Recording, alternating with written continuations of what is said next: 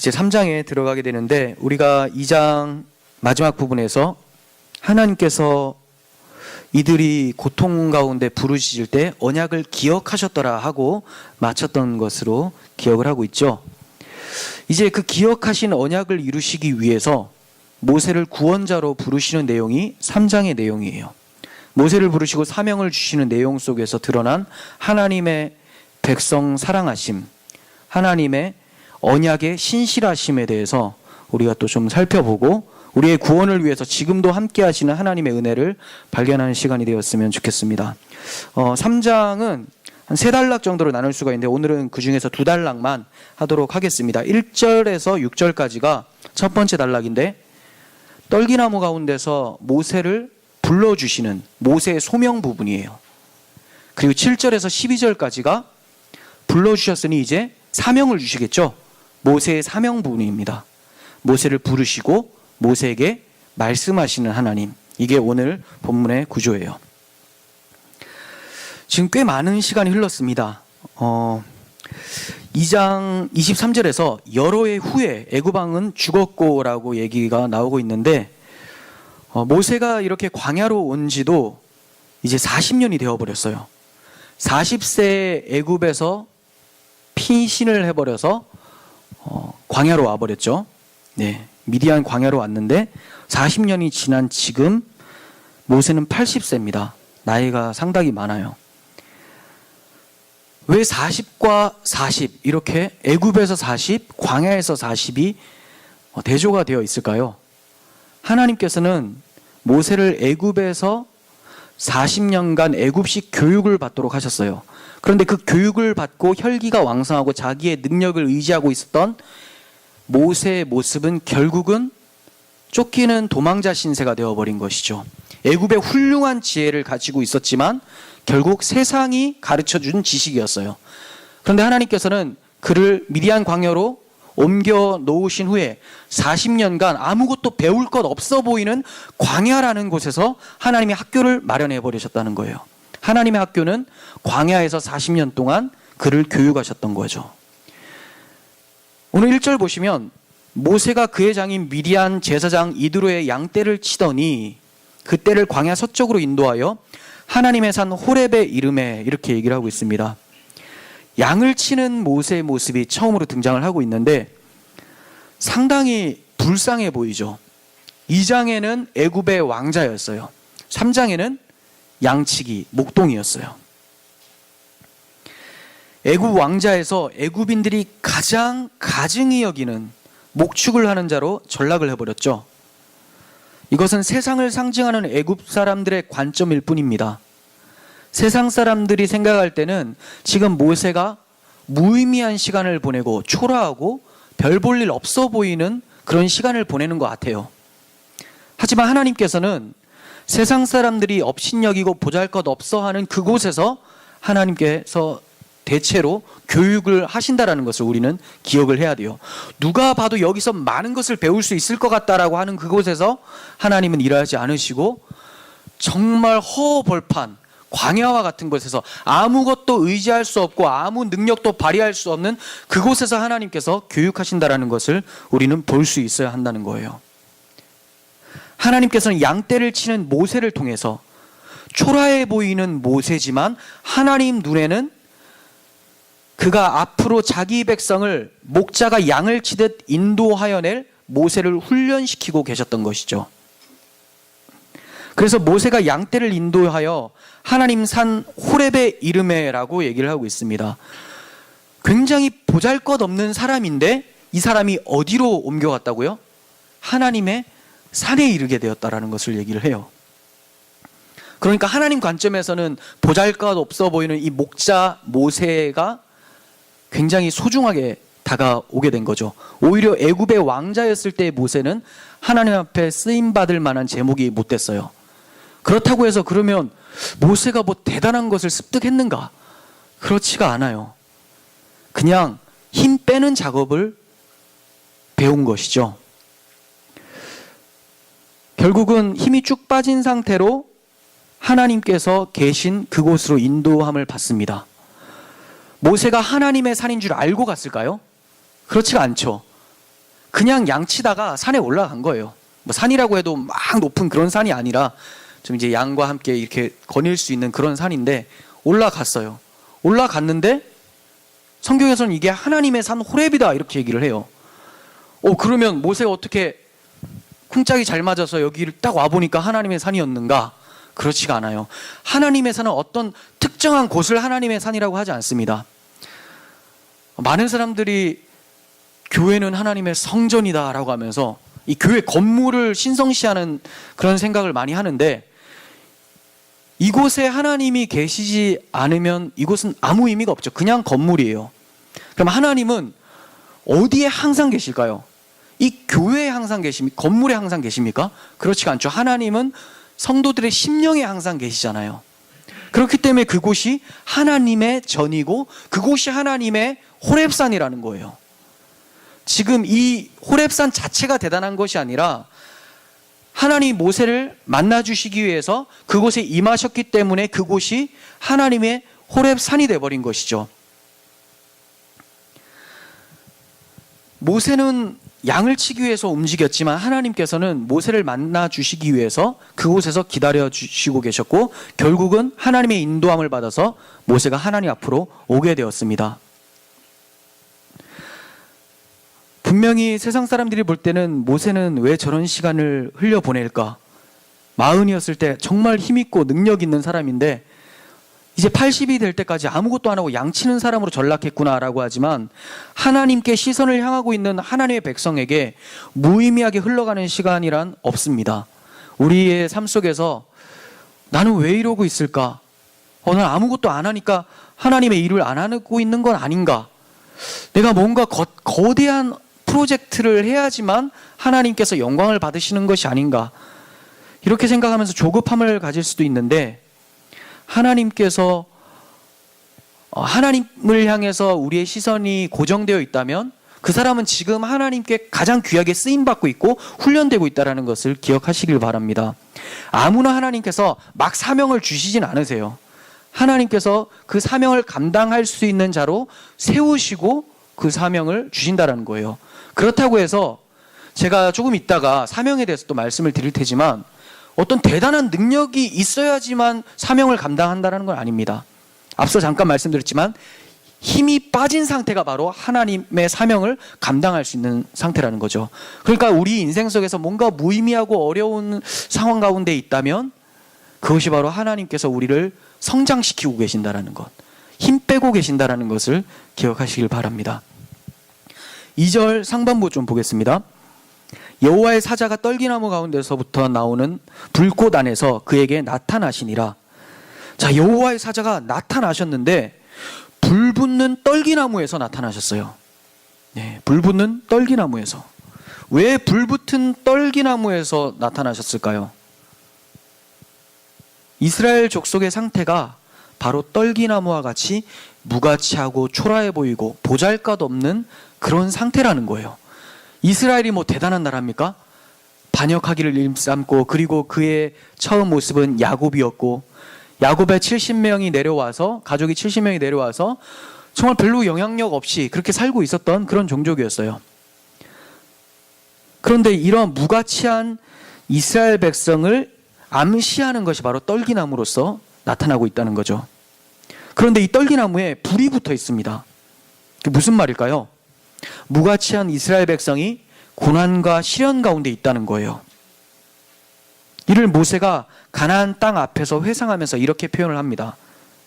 신명기 4장 20절인데, 여호와께서 너희를 택하시고 너희를 쇠 풀무불 곧 애굽에서 인도하여 내사 자기 기업의 백성을 삼으신 것이 오늘과 같아도, 이렇게 얘기를 하고 있죠. 하나님이 이스라엘 백성을 출애굽시키신 것을 쇠 풀무불에서 건져내셨다, 이렇게 얘기를 하고 있죠. 애굽에서 나오게 한 것을 쇠 풀무불, 불타는 고난 가운데서 건져내셨다라고 하고 있어요. 물론 모세가 지금 이 당시 불타는 떨기나무를 보면서 이게 무슨 의미라는 것을 바로 알지는 못했을 것 같아요. 하지만 하나님 앞에 쓰임을 받으면서 출애굽을 하면서 하나님이 자기를 처음 만나주신 그 장소에서 무엇을 말씀하셨는지를 이제 해석이 되니까 이런 마지막 설교를 하게 되는 것으로 볼 수가 있습니다. 즉 불붙는 떨기나무에서 자신을 부르신 하나님의 뜻을 출애굽 여정 속에서 깨달아서 이제 회상을 하고 있는 것이죠. 그런데 이상한 점은 떨기나무가 불이 붙어 있긴 한데 불에 타서 사라지지 않고 계속 존재한다는 거예요. 2절 하반부 보시면 그가 보니 떨기나무에 불이 붙었으나 그 떨기나무가 사라지지 아니하는지라. 아, 놀랍죠. 기적이에요, 기적.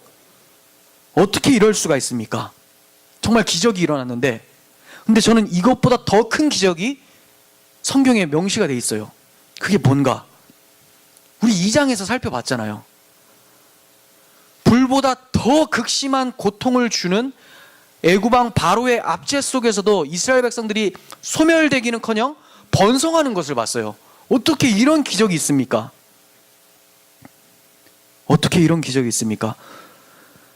떨기나무가 타지 않고 소멸되지 않는 것도 놀랍지만 이스라엘 백성이 애굽의 압제 속에서 사라지지 않는 것이 더 놀랍지 않습니까? 그 이유는 하나님께서 그들과 함께 하셨기 때문에 그들이 여전히 존재할 수 있었음을 보여주고 있는 거예요. 바벨론 포로기에도 마찬가지였습니다. 하나님께서 이스라엘 백성들을 바벨론 포로로 끌려간다고 말씀을 하실 때 그들만 포로로 끌려가게 하시는 것이 아니에요. 하나님 또한 거기로 같이 끌려가세요. 마치 끌려가시는 거죠. 그러면서 하시는 말이 내가 그곳에서 너희와 함께 가서 너희들의 잠깐 성소가 되어주겠다라고 말씀해 주시죠. 에스겔 11장 16절 보세요. 내가 비록 그들을 멀리 이방인 가운데로 쫓아내어 여러 나라에 흩었으나 그들이 도달한 나라들에서 내가 잠깐 그들에게 성소가 되리라 하셨다. 네, 잠깐 성소가 되신 것은 바벨론에서 70년이 차면 하나님이 다시 인도에 오실 것이기 때문에 잠깐이라고 얘기를 하시는 거죠. 그러니까 이러한 모양이 입 애굽 할 때의 모습, 입 바벨론 할 때의 모습과 그대로 닮아 있어요. 야곱이 애굽으로 들어갈 때 하나님께서 말씀하셨죠. 너만 내려가는 것이 아니라 나도 너와 함께 내려가겠고 너희들을 이끌어서 이 땅으로 돌아오게 할지라라고 하셨는데 바벨론 포로로 끌려갈 때도 마찬가지였어요. 너희들만 가는 것이 아니라 내가 너희들과 함께 가서 그곳에서 너희들의 성소가 되어주겠다. 그러니까 예루살렘 성전이 하나님의 성전이 아니라 그곳에서 하나님의 언약을 믿고 기도하는 다니엘에게 하나님의 성소가 있었다라는 거예요. 다니엘의 다락방이 하나님의 성소가 되어졌던 거죠. 다니엘의 세 친구가 풀무불에 던져졌을 때 그리 아니하실지라도 우리는 하나님만을 섬기겠습니다라고 했었던 그들의 신앙 가운데 하나님은 그들의 성소가 되어주셨다라는 거예요. 그러니까 성소가 다른 곳에 있는 것이 아니에요. 사자굴에 하나님의 성소가 있었었고 사드락 메삭 아벳느고가 풀무불에 던져졌을 때 풀무불 가운데서 하나님의 성소가 있었던 거예요. 그래서 거기 딱 보면 분명히 3명이 던져졌는데 4명이 있는 것을 왕이 보게 되죠. 하나님이 그들과 함께 계셨던 것이죠. 그들이 어떻게 사자굴에 던져져도 먹이가 되지 않고 풀무불에 던져져도 타지 않게 되었을까?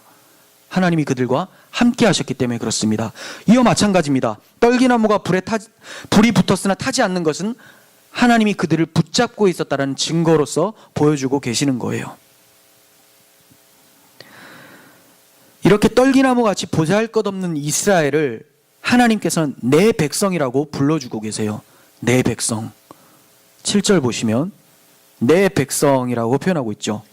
하나님이 그들을 떠나지 않고 함께 하심으로 보존하신 것은 그들이 하나님의 백성이기 때문에 그렇습니다. 좀 못났더라도 그냥 하나님의 백성이기 때문에 보존해 주시는 거예요. 어떻게 그들이 하나님의 백성이 되었을까요? 어떻게 그들이 하나님의 백성이 되었을까? 그럼 그 백성의 조상을 살펴보면 되겠죠. 그 조상은 야곱이에요. 근데 야곱은 어떻게 하나님께서 지명하셨을까? 그의 할아버지 아브라함으로부터 지명이 된 거죠. 그럼 아브라함은 뭐가 잘나서? 뭐 없어요. 그냥 부르신 거예요.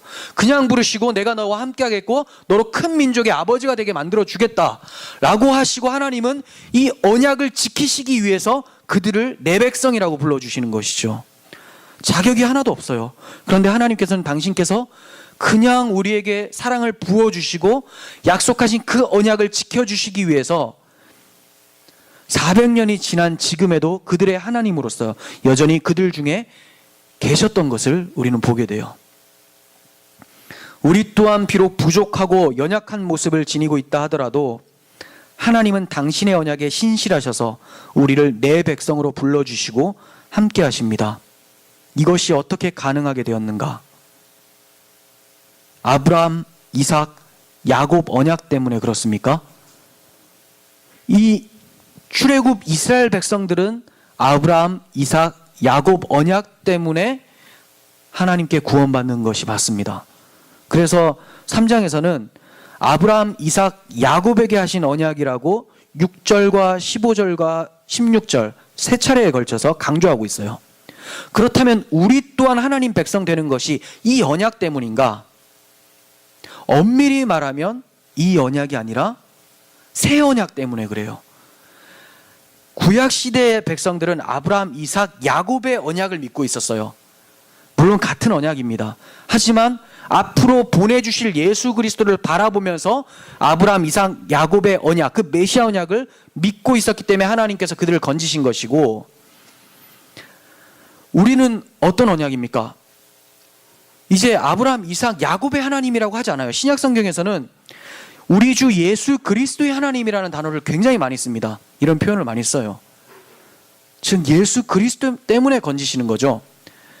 아브라함, 이삭, 야곱이 믿었던 그 메시아, 오실 메시아가 이제 오셔서 우리를 위해서 죽으셨고 이제 우리를 다시 구원해 주시기 위해서 다시 오신다고 말씀하시고 간 그 새 언약, 다시 오실 예수님을 바라보면서 우리는 하나님의 백성 가운데 살게 된 거예요. 그리고 이제 우리는 하나님의 백성뿐만이 아니라 하나님의 아들들이라고 성경에서는 얘기해 주고 있어요. 사도 바울이 얘기하잖아요. 이제 우리는 아빠, 아버지라고 부르짖는다라고 얘기해요. 아빠, 아버지. 이거 아바, 아버지는 예수님이 했던 말인데 우리가 어떻게 이 말을 할 수 있게 되었는가? 아브라함, 이삭, 야곱의 언약을 가지고 있었던 이스라엘 백성들은 감히 아버지라고 할 수가 없었어요. 물론 하나님을 자기의 하나님이라고는 믿고 있었지만, 우리의 하나님이라고 믿고 있었지만 아버지라고 부를 수는 없었는데 우리에게는 그 메시아가 오셔서 우리를 그분 안으로 담아내셨기 때문에 이제 하나님은 우리에게 친근하게 아버지가 되어주시는 거죠. 그래서 우리가 천지의 창조주시고 전능하시고 모든 것을 가능하게 하시는 하나님이시여 이렇게 형용사 구도 넣지만 어떨 때는 그냥 하나님 아버지 하잖아요. 그냥 아버지, 하나님 붙이지도 않을 때도 있어요. 왜 이렇게 친근하게 다가오게 되었습니까? 함부로 이 얘기하면 끝장납니다. 왜? 세 번째 계명을 어기는 것이 되기 때문에 주님의 이름을 망령되 일컫는 것이 되잖아요. 그런데 우리는 망령되 일컫는 것이 아니라 굉장히 친숙하게 부르고 있어요. 눈만 가면 그냥 아버지, 아버지. 권사님들 중에서는 아버지라는 단어를 너무 많이 쓰는 사람이 많아가지고 기도 한 문장에 아버지 한 5번 들어갈 때 있어요. 근데 그거는 좀 그냥 추임새 같아요. 네, 좋지가 않아요. 자기가 할 말을 생각하기 위해서 아버지를 외치는 것 같은데 이 아버지라는 단어가 굉장히 소중하다는 거죠. 어떻게 이게 우리에게 다가오게 되었는가? 그리스도의 십자가 보혈 때문에 가능하다는 것을 우리는 잊어서는 안 됩니다. 이제 하나님께서는 우리의 구원을 위해서 불과 물 가운데서도 우리를 보호해 내세요. 왜냐하면 예수님의 생명과 맞바꾼 하나님의 아들들이 되었기 때문에 그렇습니다. 누가 자기 자식이 불 가운데, 물 가운데 처해 있을 때 건져내지 않겠습니까? 못 건져낸다면 능력이 없어서 못 건져내는 거지만 마음은 나를 던져서라도 건져내죠. 하나님은 근데 능력도 있으세요. 그러니까 반드시 건져내신다라는 거예요. 우리를 불 가운데, 물 가운데서 건져내신다는 말은 우리의 육신의 생명을 보호해 주신다는 말씀이 아닙니다. 우리의 영혼이 주 안에서 이탈되지 않도록 보호하신다는 말이에요. 우리의 구원을 지키신다는 말이죠. 이를 이스라엘 백성에게는 이렇게 말씀해 주셨어요. 이사야 43장 1절 2절 보겠습니다. 야곱아, 너를 창조하신 여호와께서 지금 말씀하시느니라. 이스라엘아, 너를 지으신 이가 말씀하시느니라. 자, 이렇게 앞에서 강조하는 이유가 뭡니까? 하나님이 지으셨고 창조하셨다. 이렇게 귀하고 하나님이 사랑하시고 아끼신다는 걸 강조하고, 그렇다면 하나님께서 어떻게 보호해 내시겠는가 설명하고 있어요. 너는 두려워하지 말라. 내가 너를 구속하였고 내가 너를 지명하여 불렀나니 너는 내 것이라. 하나님의 것을 누가 뺏어갈 수 있겠습니까? 네가 물 가운데 지날 때 내가 너와 함께 할 것이라. 강을 건널 때 물이 너를 침몰하지 못할 것이며 내가 불 가운데로 지날 때에 타지도 아니할 것이요 불꽃이 너를 사르지도 못하리니. 아멘. 이걸 사드락 메삭 아벤노고는 경험했어요. 불 가운데 있을 때 하나님이 진짜 함께 하셨다는 것을 놀랍게 경험을 해버렸어요. 우리는 하나님이 고난 중에 돌아보지 않으시는 것 같이 느낄 때가 참 많습니다. 하지만 그건 우리 느낌이고 본문은 어떻게 얘기하고 있죠? 7절 보세요. 내가 애굽에 있는 내 백성의 고통을 분명히 보고 그들이 그들의 감독자로 말미암아 부르짖음을 듣고 그 근심을 알고. 3번이나 강조하면서 지켜내고 계신다는 거죠. 어떻게 해요? 보고 듣고 알고 계신다는 거예요. 하나님은 우리를 눈동자같이 지켜주시고 우리의 작은 신음에도 귀를 기울여 주시고 우리의 마음의 근심까지도 다 아신다고 말씀하고 계세요. 우리가 무엇이기에 그렇게 사랑하십니까? 우리가 무엇이기에 하나님께서 이렇게 우리를 보호해내십니까? 이 놀라운 은혜를 어떻게 표현할 수 있겠습니까? 그래서 우리는 말로 형용할 수가 없어서 그냥 찬송할 따름이죠. 말로 다 할 수는 없지만 표현하겠습니다. 우리 찬송한 것처럼 그렇게 얘기하는 거 아닙니까? 이렇게 하나님이 보고 듣고 아셔서 자기 백성을 어떠한 상황 가운데서도 보존하시는 은혜를 성경은 모세의 입을 통해서 이 큰 광경이라고 표현을 하고 있어요. 이 큰 광경. 3절에서 불타는 떨기나무가 사라지지 않는 것을 보면서 이 큰 광경을 내가 이제 보겠다 하면서 다가가죠. 여러분에게는 무엇이 놀랍고 큰 광경입니까? 하나님의 은혜로 영혼의 구원을 받고 하나님의 보호하심을 받고 있는 성도라면 하나님의 교회가 2000년 역사 속에서도 많은 박해와 탄압 속에서도 사라지지 않고 확장될 수 있고 복음이 편만하게 전해질 수 있다는 것, 이것 자체가 큰 광경 아니겠습니까? 그리고 더 나아가서 나와 같이 부족하고 미천한 자가 여전히 하나님을 신뢰하고 있다는 것, 신앙이 점점 굳세어지는 것이 오히려 신기하죠. 어떻게 시간이 지나면 하나님을 떠날 가능성이 많아져야 되는데 시간이 지날수록 하나님이 내게 베푸신 은혜가 더욱더 커져만 가는 거예요. 왜 그럴까요? 우리는 한 것이 없으니까. 하나님의 은혜니까. 그래서 시간이 지날수록 하나님의 은혜를 갚아보려고 하지만 갚아지는 것이 아니라 빚만 점점 쌓여나가는 거죠. 이 빚을 우리는 은혜라고 합니다. 그래서 가장 큰 은혜를 경험할 때 언제일까요? 임종 직전이죠. 와, 이 못난 나를 하나님이 끝까지 포기하지 않으시고 내가 믿음을 잃지 않도록 도와주셨구나, 보호하셨구나. 이것이 바로 우리가 느낄 수 있는 가장 큰 광경입니다. 세상에서 어떤 일이 일어나더라도 뭐 어떠한 대단한 일, 어떠한 뭐 놀라운 아름다운 광경이 펼쳐지더라도 하나님의 교회가 하나님의 보호하심을 받는다라는 이 광경보다 더 큰 광경이 어디 있겠습니까? 우리는 이 광경을 보았기 때문에 세상에서 어떠한 상황이 펼쳐져도 넉넉하게 이겨낼 수 있는 힘이 있는 거예요. 모세가 본 이 불타는 떨기나무 가운데 사라지지 않는 그 떨기나무, 이것이 우리 눈에 날마다 들어올 수 있었으면 좋겠습니다.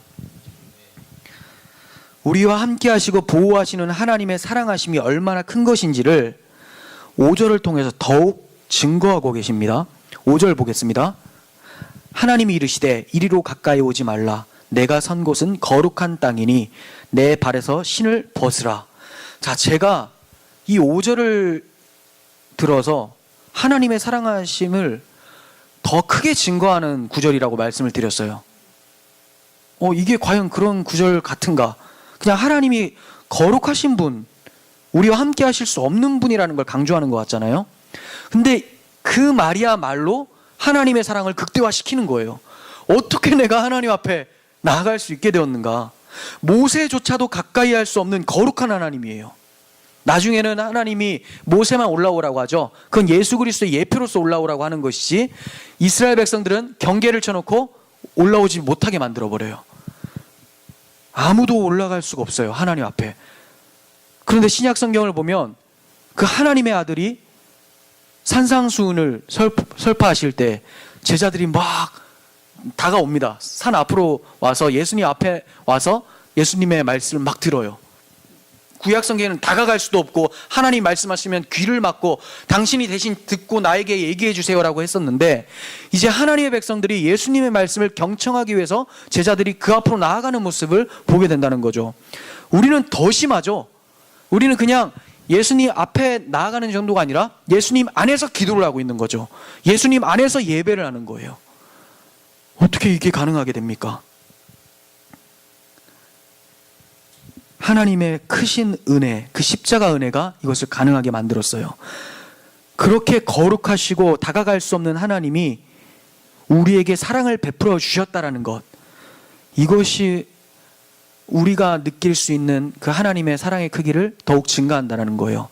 하나님이 거룩하신 분이고 우리가 경외해야 될 대상이라는 것을 모르고 살아가는 사람은 하나님의 사랑을 평가절하하게 돼요. 잘 몰라요. 하나님이 고만고만하다라고 생각을 하면 나에게 베풀어 주신 은혜가 그 고만고만하게 고마운 거예요. 보세요. 동네 아저씨가 나한테 어디 힘든 거 없어요? 라고 묻는다면 굉장히 고마우신 아저씨다라고 생각하죠. 근데 대통령이 나라는 한 사람을 살펴주면 무슨 나 같은 사람까지 이렇게 살핍니까? 이 대통령 너무 감사하다, 너무 놀랍다, 어떻게 이런 왕이 있을까, 정치인이 있을까, 이렇게 얘기를 하겠죠. 그런데 우리 하나님이 그 거룩하신 분이 가까이 갈 수도 없는데, 근데 그 하나님이 우리를 찾아와 주셔서 사랑해 내신다라는 것, 하나님이 우리에게 경외로운 대상으로 거룩한 하나님으로 다가올 때 하나님의 사랑이 극대화된다는 것을 우리는 기억해야 돼요. 많은 사람들이 요즘에 너무 하나님을, 사랑의 하나님을 강조하다 보니까 하나님을 동네 아저씨 취급하는 것 같아요. 그냥 막 떼쓰기도 하고, 물론 그럴 수 있어요. 친근하게 느낄 수 있습니다. 우리 아버지시니까.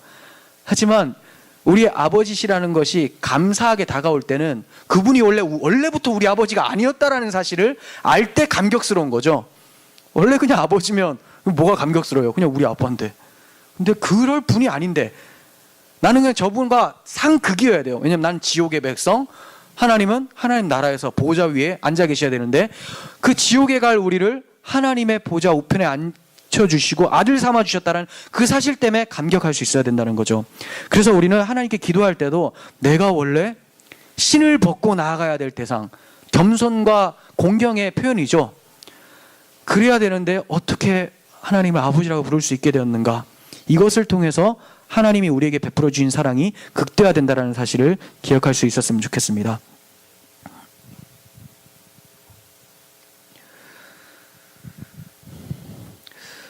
이제 7절 이하의 말씀을 좀 살펴보려고 합니다.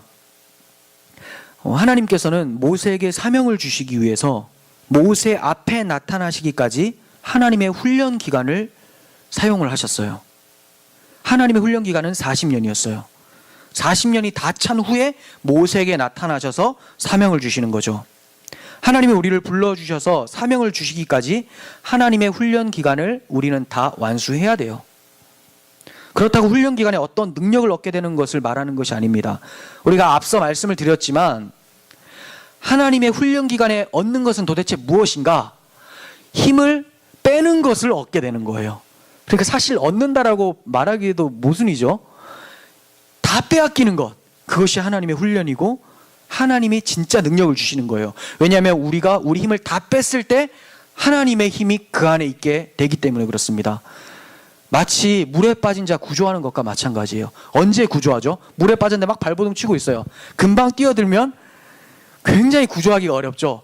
왜? 자기 힘으로 살아나오려고 바둥바둥 하다 보니까 수영도 못하는 사람이 이 구조하러 간 사람까지 막 침몰시키려고 하죠. 근데 그 사람은 언제 구조해요? 거의 꼴딱꼴딱 넘어갈 때쯤 되면 힘 다 빠지면 이제 들어가서 그냥 끌고 와요. 그러면 결과가 어떻게 됩니까? 그냥 끌려갔을 뿐인데 구조가 돼버리는 거죠. 하나님도 우리를 이렇게 양육하세요.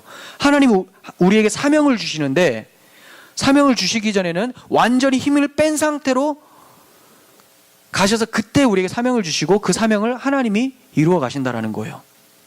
그러니까 나 사명 받았는데 이 사명 꼭 이루어야 내야 돼요. 나에게 이 놀라운 사명이 있는데 이거를 성취하려고 나는 무진장 노력을 합니다.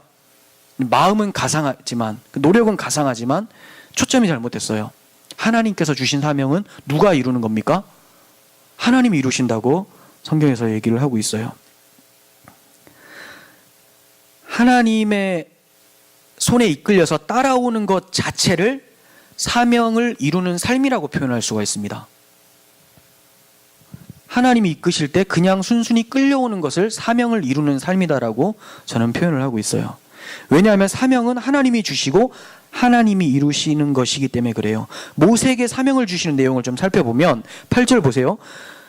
내가 내려가서 그들을 애굽인의 손에서 건져내고 그들을 그 땅에서 인도하여 아름답고 광대한 땅, 젖과 꿀이 흐르는 땅, 곧 가나안 족속, 헷 족속, 아모리 족속, 브리스 족속, 휴이 족속, 여부수 족속의 지방에 데려가려 하노라. 이렇게 얘기하죠. 자, 제가 밑줄 그어드린 거 보이죠? 8절에서 내가 내려가서 건져내고 인도하여 데려가려 하노라. 그럼 무슨 말이에요? 하나님이 다 하시겠다라는 거예요. 정말 물에 빠진 자 구원하는 것처럼 들어가서 내가 끌고 가서 결국은 육지로 올려 보내겠다 이 얘기 하시는 거잖아요. 그런데 어떤 방법으로 하신다라는 거예요? 10절 보세요. 이제 내가 너를 바로에게 보내어 너에게 내 백성 이스라엘 자손을 애굽에서 인도하여 내게 하리라. 하나님이 다 하신다고 해놓고 통로를 사용하세요. 모세를 통하여 하시겠다라는 거죠. 그러니까 모세는 하나님이 하시는 대로 그냥 순종만 하면 되는 거예요. 순종한다는 말은 무엇을 한다는 말이 아니라 가만히 있는다는 거, 끌려간다는 게 순종이에요. 안 하려고 가만히 있는 거 말고 안 끌려가려고 하는 것이 하는 거죠. 근데 하나님 끌고 가실 때 힘 빼서 끌려가는 것, 이것을 바로 순종이라고 합니다. 여러분에게 사명이 주어졌습니까? 그렇다면 하나님이 하시는 일에 순종하시길 바랍니다. 힘을 빼는 것이 중요해요. 내 생각, 내 판단 내려놓고 성경을 통해서 하나님이 원하시는 것이 무엇인가를 분별하시길 바라요. 그러면 사람들이 하나님이 원하시는 건 뭔가 하면서 또 기도를 막 하는데, 기도해야 되죠. 근데 어떤 신비적인 음성을 들으려고 많이 노력을 해요. 근데 그게 아니에요. 하나님은 하나님의 속성대로 행하시면 돼요. 속성이 뭐냐? 정의와 사랑이에요. 여기에 위배되지 않는 선에서 하시면 되는 거예요. 그게 바로 순종이죠. 근데 우리의 속성은 정의가 없고 사랑이 없어요. 그래서 그걸 되게 하기 싫어해요. 그래서 그걸 행할 때, 순종할 때 반대급부를 뭐라고 표현하느냐? 자기 부인이라고 하죠. 자기 부인. 이게 너무 힘든 거예요.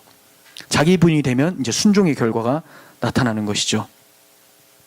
하나님이 사명을 주실 때 주의해야 될 점이 있습니다. 모세의 반응에서 살펴보면 11절 보세요. 모세가 하나님께 아뢰되 내가 누구이기에 바로에게 가며 이스라엘 자손을 애굽에서 인도하여 내리이까. 내가 누구이기에. 모세는 지금 자기 자신에게 초점을 두고 있죠.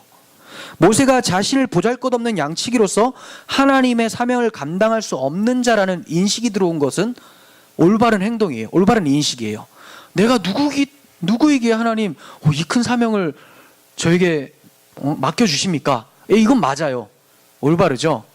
나는 할만합니다. 이거는 완전 나쁜 놈인데, 이런 인식은 좋은데 모세의 잘못은 뭡니까? 하나님께서 분명 다 하시겠다고 했는데도 불구하고 떨기나무 같은 자신에게 초점을 둔 것이 잘못이죠.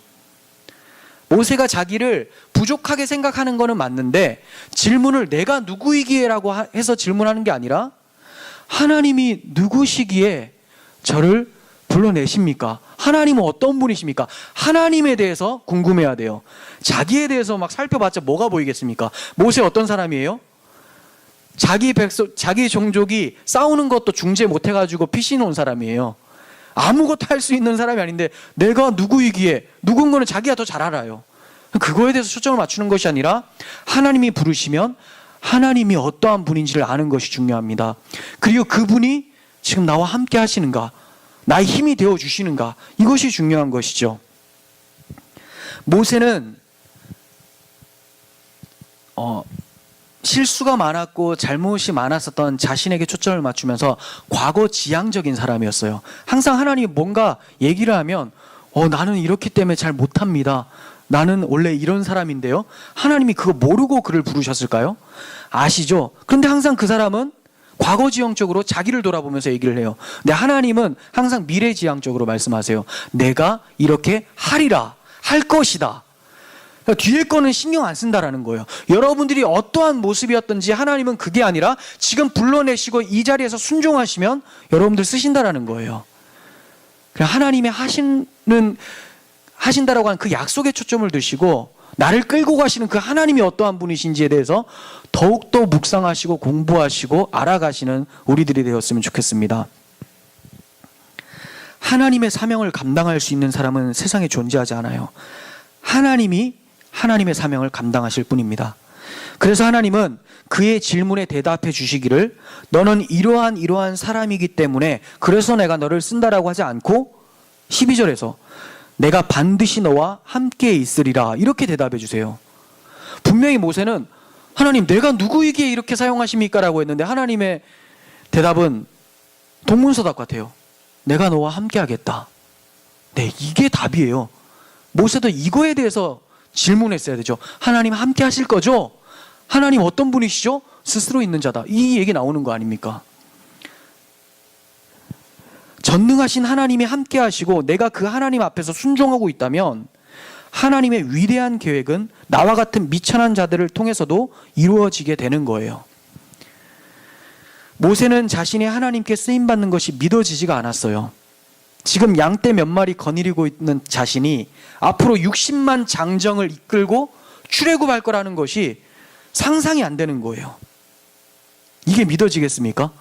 출애굽시켜서 그 60만 장정 200만 명의 하나님의 백성을 예배하게 하겠다. 와, 이거 믿어지기 어렵죠. 자신의 꼴을 보니 못하는 거예요. 근데 누구를 보며 해요? 하나님을 보며 하는 것이죠. 그래서 하나님은 모세가 하나님의 부르심을 받은 자가 맞다. 하나님이 내가 너를 불렀다라는 것을 증거해 주시기 위해서 말씀해 주세요. 근데 그게 좀 특이해요. 12절 하반부 보세요. 내가 그 백성을 애굽에서 인도하여 낸 후에 너희가 이 산에서 하나님을 섬기리니 이것이 내가 너를 보낸 증거니라. 분명히 하나님 내가 누구길래 나를 쓰십니까? 증거라도 좀 대주세요. 내가 하나님 부르신 사람 맞습니까? 이렇게 증거를 대달라고 했더니 하나님이 이상한 대답을 해주세요. 증거를 대달라고 하면 보통 뭐 대단한 기적들이 앞에서 일어나서 이거 진짜 하나님이 역사하신 거 맞구나. 그럼 내가 이걸 봤으니까 하나님이 살아계심을 이제 인정하고 따라가야 되겠다. 이렇게 되는 것이 증거 아닙니까? 근데 하나님의 증거는 이상합니다. 증거를 먼저 줄 테니 이것을 보고 순종하라고 말씀하시는 것이 아니라 하나님이 다 이루신 후에 증명해 보이시겠다라고 말씀하세요. 그러니까 하나님이 반드시 이루실 테니까 그때 가서 확인하라는 거예요. 그렇다면 뭐가 필요해요? 모세한테? 뭘 보고 믿는 것이 아니라 그냥 믿는 것이 중요한 거죠. 뭐가 증거예요? 모세한테? 하나님의 약속이 증거라는 거예요. 놀랍지 않습니까? 보통 사람들은 증거를 대라라고 하면 앞에 보이는 걸 줘야 되는데 하나님의 증거는 내가 그렇게 하겠다라고 하면 그게 바로 증거가 되는 거죠. 하나님은 거짓이 없으시고 완전하시고 전능하시기 때문에 하시겠다라고 하면 반드시 이루어지시기 때문에 이것을 믿고 순종하면 끝나고 나서 증거를 보게 되는 거예요. 하나님께서는 모세에게 지금 믿음을 요구하고 있어요. 내 약속에 대한 믿음. 너 이거 필요하다. 아브라함은 이거에 대한 반응이 있었어요. 어디로 갈지 지시하지도 않았는데 내가 지시할 땅으로 가라. 내가 거기서 너를 큰 민족으로 만들어주겠다라고 했더니 지시한 땅도 아니고 할 땅으로 그냥 무턱대고 나오는 거죠. 하나님을 믿은 거예요. 증거가 무엇입니까? 하나님이 내 앞에 계신 것. 이것이 증거고 하나님 입에서 나온 약속이 우리의 증거입니다. 우리도 증거를 받았어요. 하나님께서 예수를 보내시고 우리를 구원해 주시겠다고 말씀해 주셨어요. 증거를 대보세요. 그런 사람도 많죠. 천국이 있어요? 증거 대보세요. 그럼 뭘 증거할까요? 우리는 증거할 게 성경밖에 없습니다. 하나님이 말씀하셨다. 하나님이 약속하셨어. 이게 증거야. 이거 안 믿어지면 절대로 하나님 말씀에 순종할 수 없고 하나님 나라에 이룰 수가 없습니다. 하나님은 하나님의 약속에 반응하는 자들, 믿고 순종하는 자들만 데리고 가시는 거예요.